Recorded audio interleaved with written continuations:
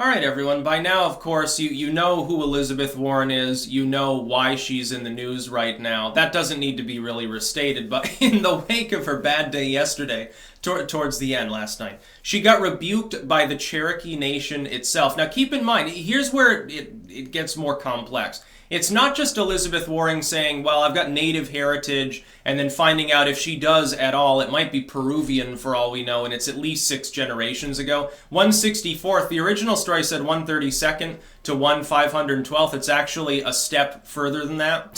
So it's basically, it's pitiful. She's not Native American, she's white. Then again, anyone in their right mind already knew that. But here's the thing.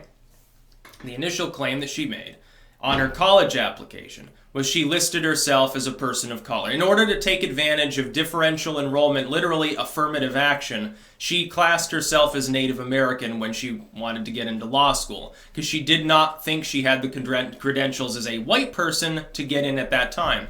It's hilarious to see the Democrats defending what essentially amounts to Elizabeth Warren invoking the one-drop rule at this point.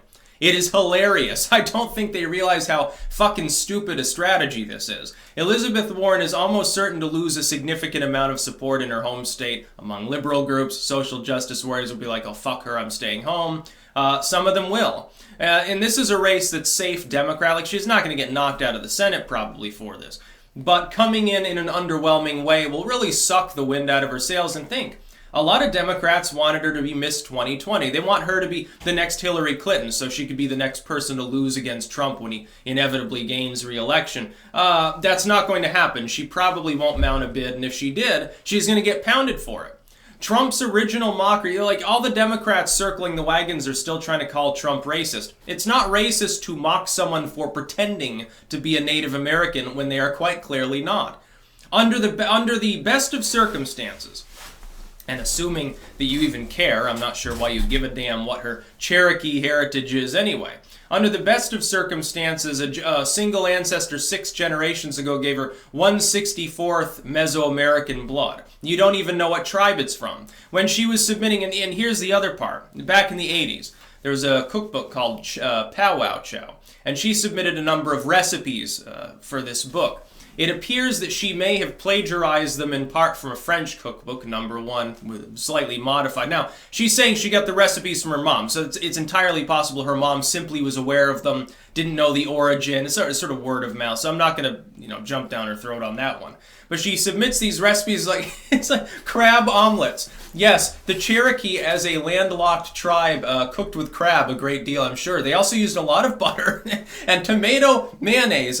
History of mayonnaise time. Mayonnaise was probably invented at a time where her relative was far enough ago so that they couldn't have used mayonnaise. It'd be physically impossible. Now, these are like, modified recipes. I'm not going to jump down her throat for this, but she listed herself as Cherokee when she submitted them. If you look at copies of this book, it says Elizabeth Warren, Cherokee. So basically, hey, here's some powwow chow for you. When you're dancing around the fire in your headdress, you can eat my sweet crab omelets or whatever it was with tomato mayonnaise. Now I'm thinking to myself how fucking funny this is. This has got to be the funniest tale that I've ever seen. Elizabeth Warren thought it was such a good idea to release this DNA report.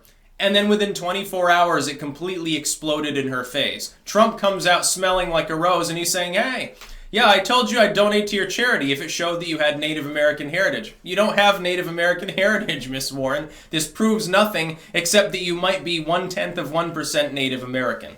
That doesn't matter. That's like, it's literally like the one-drop rule. Like, let's say that you have going back 6 generations. 15 of those individuals are white and one of them is like from Morocco or something, like black. Does that make you a black person or are you white? Well, if you're an identitarian, I mean a really, really hard line one, or if you're Elizabeth Warren, you're black. To anybody else, you're white. And therein lies the problem. 99% of the population is going to look at this claim and be like, what the fuck are you talking about? The only way I see like the left defending her on this is to say, oh, well, Trump is racist and mean and evil, so, you know, it doesn't matter so much. She never called anyone Pocahontas. He is mocking the situation where an old white woman is proclaiming herself to be a minority in order to take advantage of differential college treatment, affirmative action, in order to submit a bunch of fake-ass French recipes to a fucking cookbook 30, 40 years ago, and in order to defraud her voters today while browbeating a sitting president as though he was bigoted, even though she herself has been trying to take advantage of a native tribe that has now disowned her. The Cherokees come and say, this DNA test means nothing. Fuck off, you're being disrespectful. She's getting called out by the people she's claiming affiliation with. Why are her voters not going to punish her for that? Unfortunately, too many of them are partisan Democrats to care. You might see lower turnout in her race, though. That'll be funny. Oh, yeah. Definitely vote for Shiva at this point. So Elizabeth Warren's 2020 chances are now 0. She will not be the president of the United States. If there was any doubt to it, like I said before, like a couple years ago, she would have been considered more viable.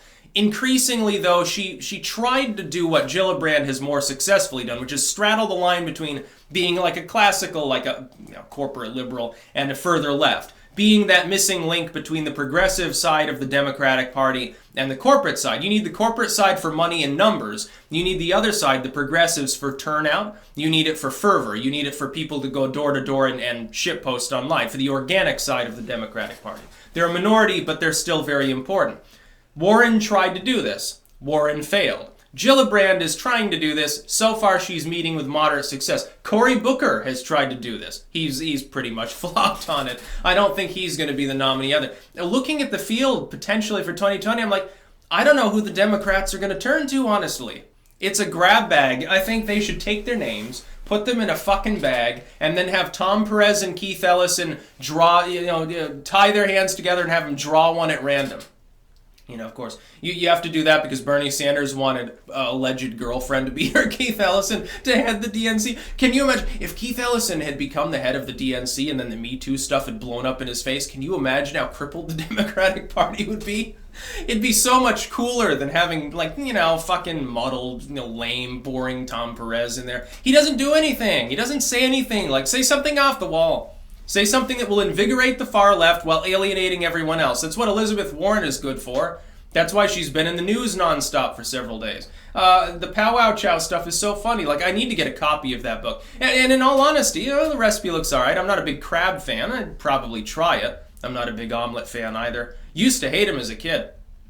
As a kid, I wouldn't... The idea of egg with cheese as a kid, for some reason, I really hated the idea. But now I'm receptive, but I still prefer just dry scrambled eggs slathered in ketchup. Yeah, I'm a ketchup aficionado. For those that don't, I put it on burgers, put it on hot dogs, put it on French fries. I put it on mac and cheese. I put it on tuna noodle casserole. Put it on shepherd's pie, meatloaf, baked potatoes. I'm not a big baked potato fan, or mashed potatoes. I like those more. Garlic mashed potatoes, lots and lots of garlic. And lots of ketchup, of course. Rice, yes, plain white rice with ketchup is actually really good. I don't know, it's just something about it. It sweetens the ketchup for some reason. I'm not exactly sure why. So it must be some reaction with the acid in the tomato. I have no clue, but it's actually pretty good. And it's filling, too, and it's basically empty calories. But, oh well. Elizabeth Warren, meanwhile, thinks crabs and milk, common staples among the Cherokee. And the name of the powwows book is very funny because it's recipes from the 5 civilized tribes. And I'm thinking to myself, if a Republican were to read aloud from this book, oh yeah, I submitted a recipe, wouldn't they be called a bigot? 5 civilized tribes? Are you insinuating the rest of them were barbarians or something? You know that would happen. You know that they would fixate on the subtitle of the book. This is an October surprise. Elizabeth Warren, one of the top-ranking Democrats. Again, the biggest scandals keep happening with the most vulnerable and or well-known Democrats. Hillary Clinton, Eric Holder, Elizabeth Warren, and now Claire McCaskill with her gun control comments on a secret video, possibly knocking her out of the Senate. The Democrats can't stop pissing people off. I don't think that they realize how alienated a lot of people are, including people who they're not Republicans. I'm not a Republican, but I'm definitely going to side with Trump populism over what they're offering. They're offering me a shit sandwich. They're offering me, hey, pay more money. Why? I don't know. We want to bomb more people maybe. So higher taxes. Fuck the job market. You know, we're going to hyper-regulate everything. We're going to roll back everything that Trump's doing. We want to dickwag after Russia. Cold War is funny. So basically you sound like Nixonian Republicans, only arguably more inept. Like the Democrats usually are the party that at least can get things done. They have a greater scope of strategy. That's why I say that Trump is a Democrat, but he's a 90s style Democrat, or maybe a Mondale era Democrat or something. Whereas the modern Democratic Party is now being run by people who are either so corrupt that they don't care about strategy, or social justice warriors who don't care about strategy either. It's like the party's being run by morons, really. It's like it's being run by a bunch of Bush Republicans, which makes some degree of sense when you consider the McMullins and Bushes and so forth love the Democrats now. That's about all. Peace out.